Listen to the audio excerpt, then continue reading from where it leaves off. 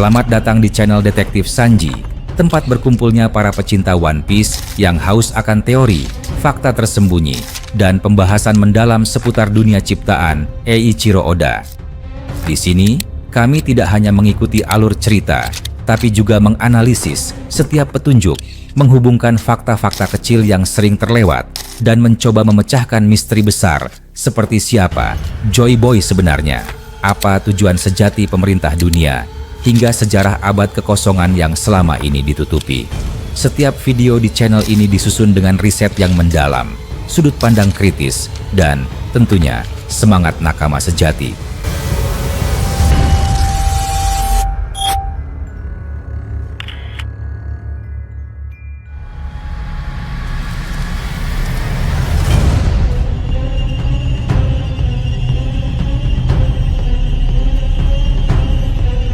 Di suatu titik dalam sejarah yang hampir terlupakan, terjadi sebuah insiden yang masih menjadi luka terbuka bagi dunia. Sebuah peristiwa yang mempertemukan tokoh-tokoh terbesar dan paling ditakuti di lautan. Nama-nama besar yang hingga kini menggema dalam cerita rakyat dan catatan sejarah. Sebek, sang kapten bajak laut haus darah yang tak mengenal belas kasihan. Roger, calon raja bajak laut yang memikul mimpi lebih besar daripada dunia itu sendiri. Whitebeard, yang kelak dijuluki sebagai manusia terkuat di muka bumi. Kaido, naga tak terkalahkan. Big Mom, raksasa penuh nafsu kekuasaan. Para kesatria suci yang membawa nama Tuhan. Dan Gorosei, bayangan gelap pemerintah dunia yang jarang terlihat, namun selalu berkuasa. Semua berkumpul, semua bertemu, semua bersilangan di satu tempat terkutuk bernama God Valley. Namun, dari semua nama besar yang terlibat, ada satu sosok yang menyinari, sekaligus mengaburkan tragedi itu. Satu nama yang terus disebut dalam buku-buku sejarah, dalam propaganda pemerintah dunia, dalam kabar burung di bar gelap, hingga percakapan pelaut di dermaga. Nama itu adalah Monkey D. Garp. God Valley bagi Garp bukanlah sekadar medan pertempuran. Tempat itu adalah titik balik, sebuah luka yang tidak pernah sembuh, sebuah ujian yang membentuk siapa dirinya, sekaligus sebuah kutukan yang melekat hingga akhir hayat. Hari itu, dunia menyebutnya sebagai hari kelahiran sang pahlawan angkatan laut. Namun di balik gelar itu, tersembunyi kebenaran pahit yang jauh lebih kelam, sebuah kenyataan yang hanya sedikit orang tahu. God Valley adalah tragedi yang bisa menghancurkan siapapun, kecuali seorang manusia dengan tekad sekeras baja seperti Garp. Sebelum insiden itu, Garp sudah dikenal sebagai petarung terkuat dalam barisan marinir. Ketika nama-nama besar bajak laut menguasai lautan, Garp berdiri sendirian sebagai benteng yang menahan badai. Berulang kali ia bertarung langsung dengan Roger maupun Sebek. Pertarungan yang bukan sekadar duel, melainkan benturan antara manusia dengan monster laut.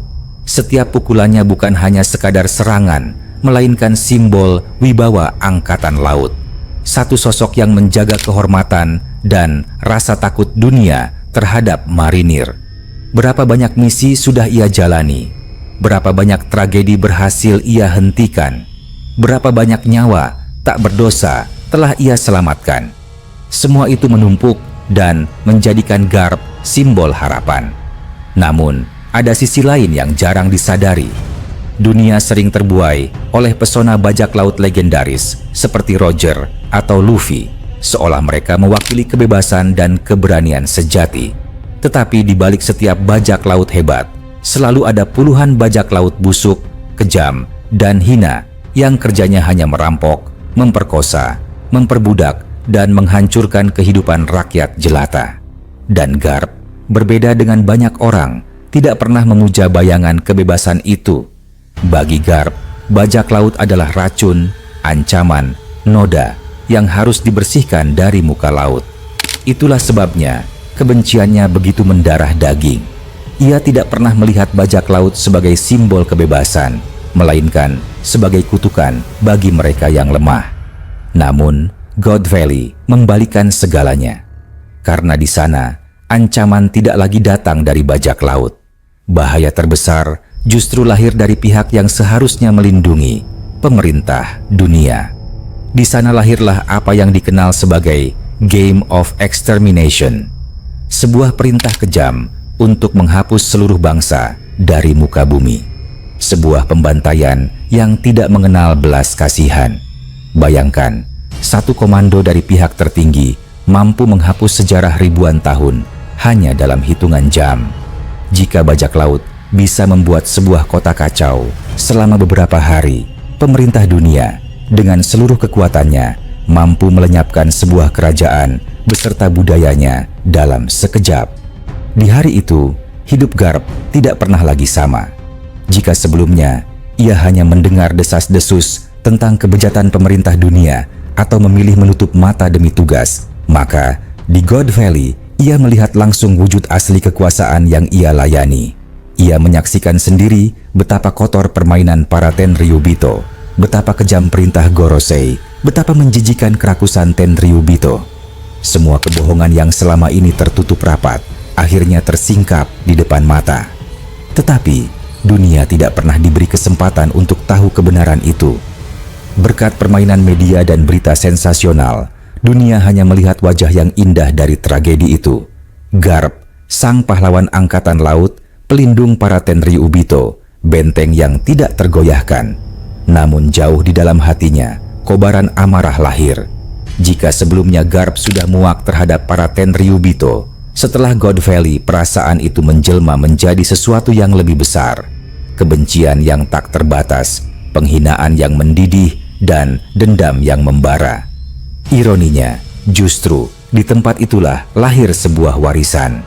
Garp tidak hanya dikenal sebagai pahlawan, ia meninggalkan sesuatu yang jauh lebih dalam, tinju cinta.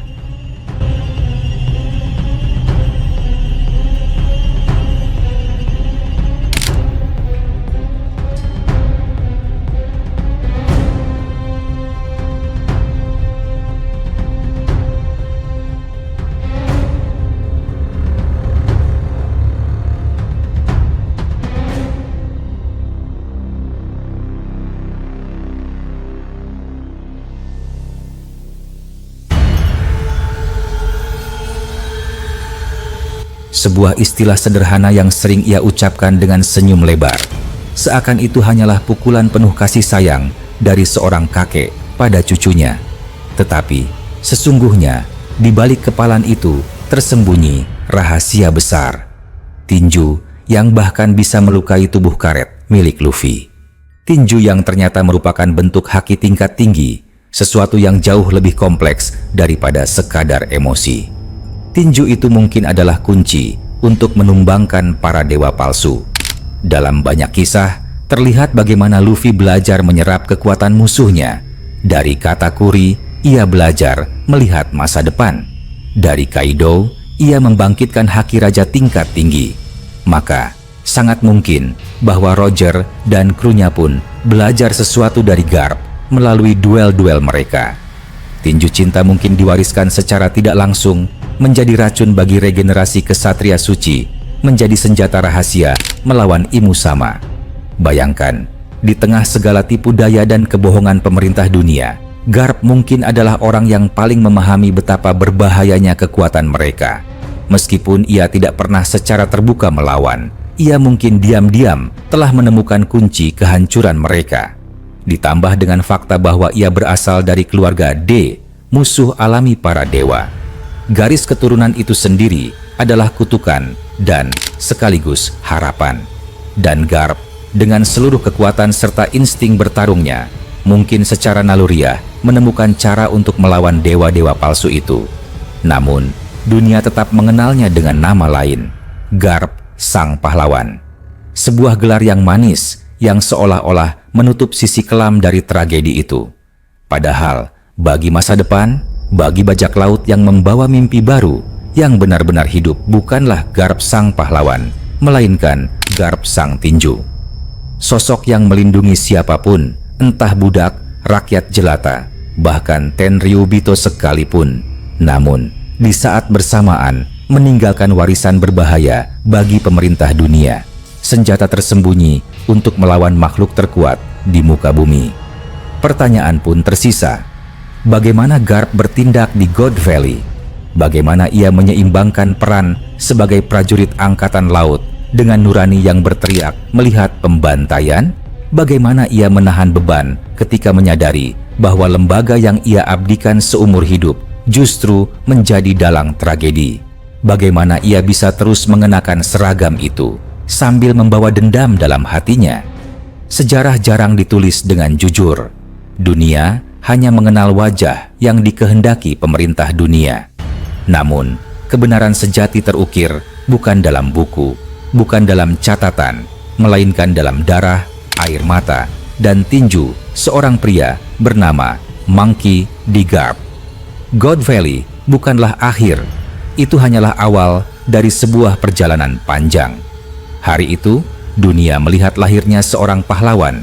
Namun mereka tidak pernah tahu bahwa yang sebenarnya lahir di sana adalah monster yang berbeda. Seorang manusia yang membawa warisan terlarang, sebuah senjata yang mungkin suatu hari akan mengakhiri mimpi para dewa palsu.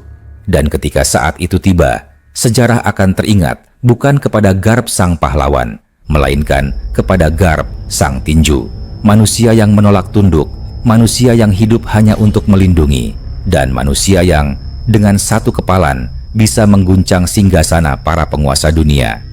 Sebuah pertanyaan muncul, membawa ketegangan yang berbeda. Seberapa kuat sebenarnya legenda-legenda besar di dunia One Piece? Seberapa besar skala kekuatan Sebek, Roger, dan Garp bila dibandingkan dengan sang penguasa misterius Imu Sama? Kisah itu menembus 60 tahun ke belakang, tepatnya 56 tahun lalu. 18 tahun sebelum tragedi God Valley. Di masa itu, Sebek melakukan sesuatu yang hingga kini masih membekas seperti luka dalam di tubuh sejarah. Seorang diri, ia berani menantang Mariejoa, pusat dunia, jantung pemerintah dunia. Tembok-tembok yang tak pernah disentuh oleh siapapun sebelumnya runtuh oleh langkahnya.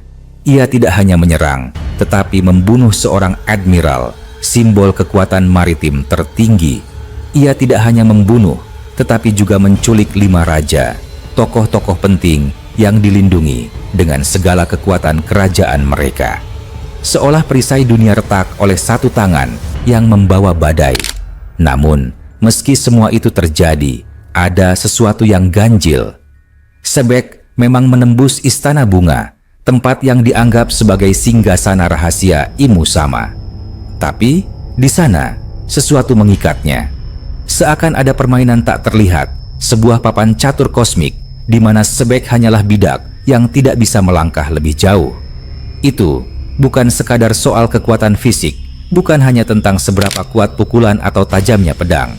Ada sesuatu yang lebih abstrak, mungkin kekuatan tersembunyi, mungkin hukum kuno yang tidak bisa ditembus bahkan oleh Sebek yang paling buas sekalipun. Dan misteri itu hanya bisa dijawab dengan membuka lembaran yang hilang dari sejarah, abad kekosongan.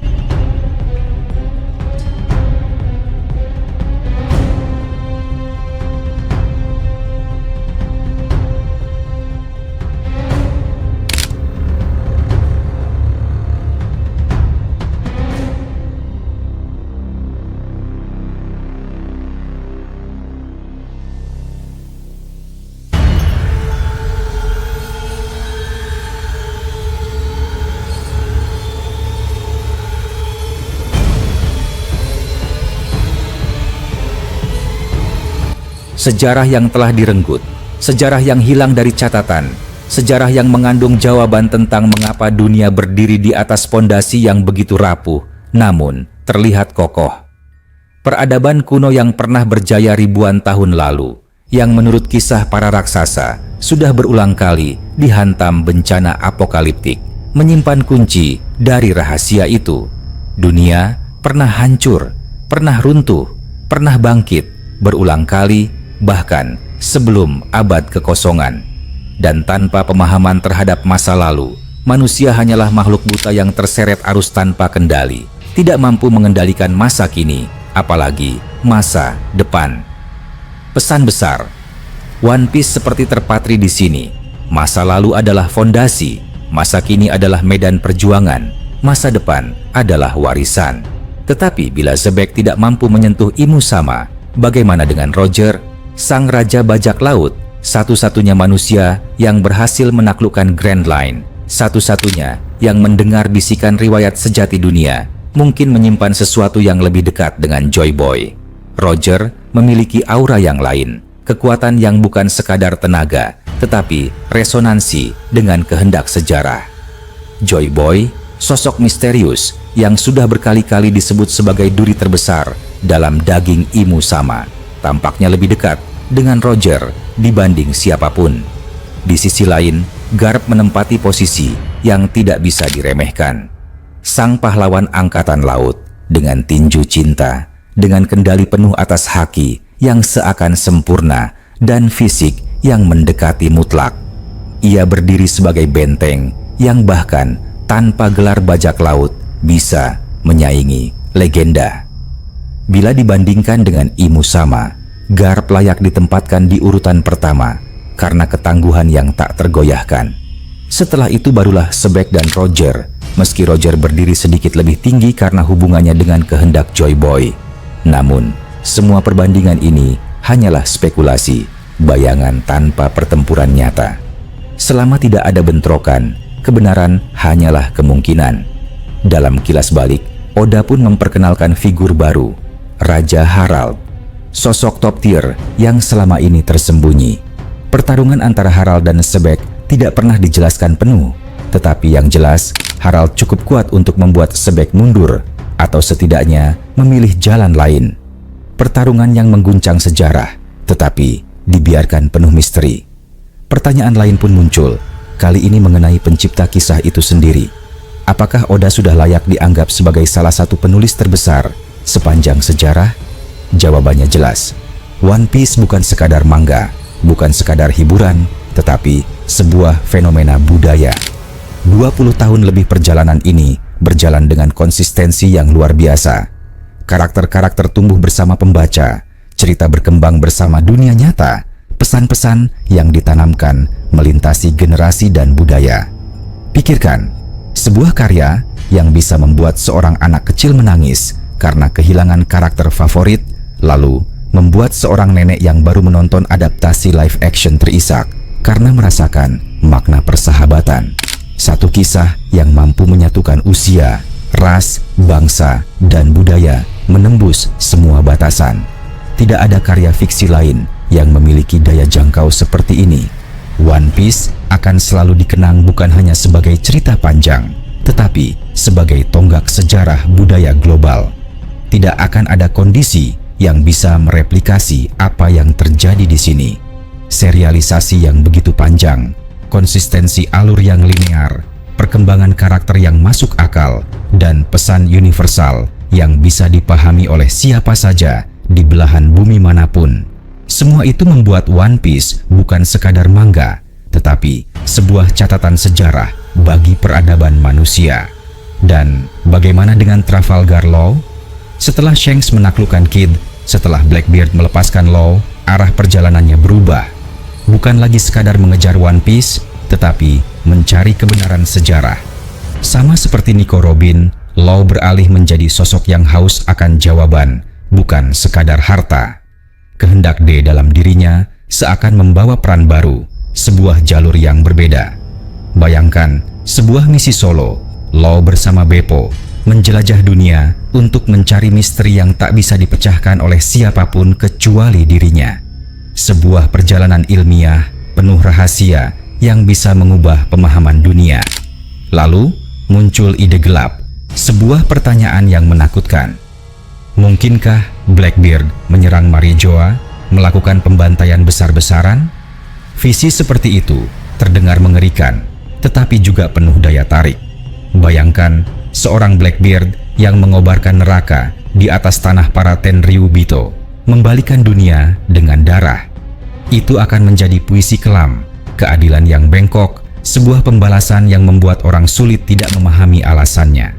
Namun, Oda tidak pernah membiarkan balas dendam dibenarkan sepenuhnya. Setiap karakter dengan masa lalu tragis seperti Doflamingo atau Orochi, selalu digambarkan sebagai korban yang memilih jalan salah. Mereka punya alasan, tetapi tetap harus dihukum. Begitu pula Blackbeard.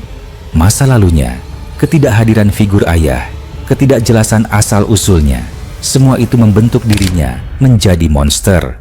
Absennya Sebek dalam hidupnya, absennya bimbingan, absennya kasih sayang, menjadikannya bayangan hitam yang selalu lapar.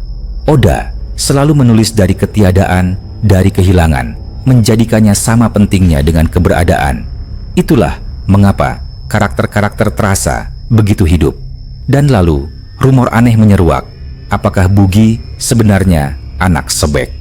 Oda terkenal suka bermain dengan pembaca.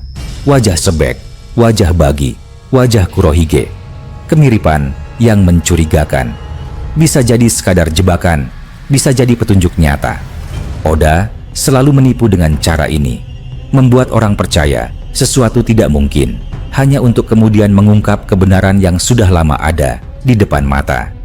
Pada akhirnya, inilah kekuatan One Piece. Dunia yang penuh misteri, penuh teori, penuh teka-teki, yang mengikat semua penggemar untuk terus berdiskusi, menebak, berdebat, dan menunggu. Dari Roger hingga Law, dari Garp hingga Kurohige, dari Joy Boy hingga Imusama, setiap potongan cerita adalah bagian dari puzzle raksasa yang pada akhirnya akan mengungkap kebenaran sejati dunia. Sebuah kebenaran yang mungkin akan mengguncang bukan hanya dunia fiksi, tetapi juga hati setiap orang yang pernah mengikuti kisah ini. Sebab One Piece tidak hanya menceritakan petualangan bajak laut, tetapi juga perjalanan tentang persahabatan, kehilangan, harapan, dan yang paling penting, kebebasan. Dan sampai momen itu tiba, cerita ini terus berjalan, ombak terus bergelora, layar kapal terus mengembang, dan setiap orang yang menunggu akhir dari kisah ini tahu satu hal: perjalanan ini sudah menjadi bagian dari kehidupan.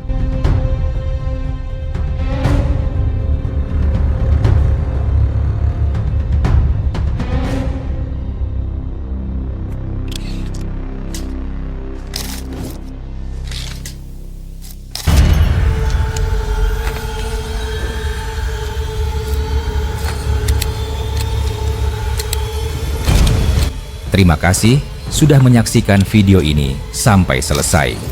Kalau kalian menikmati konten ini, jangan lupa klik tombol like, tinggalkan komentar di bawah, karena semua teori dari kalian juga sangat berarti dan bisa jadi bahan diskusi di video berikutnya. Dan tentu saja, klik subscribe serta aktifkan lonceng notifikasi supaya kalian tidak ketinggalan update terbaru dari kami. Sampai jumpa di video selanjutnya.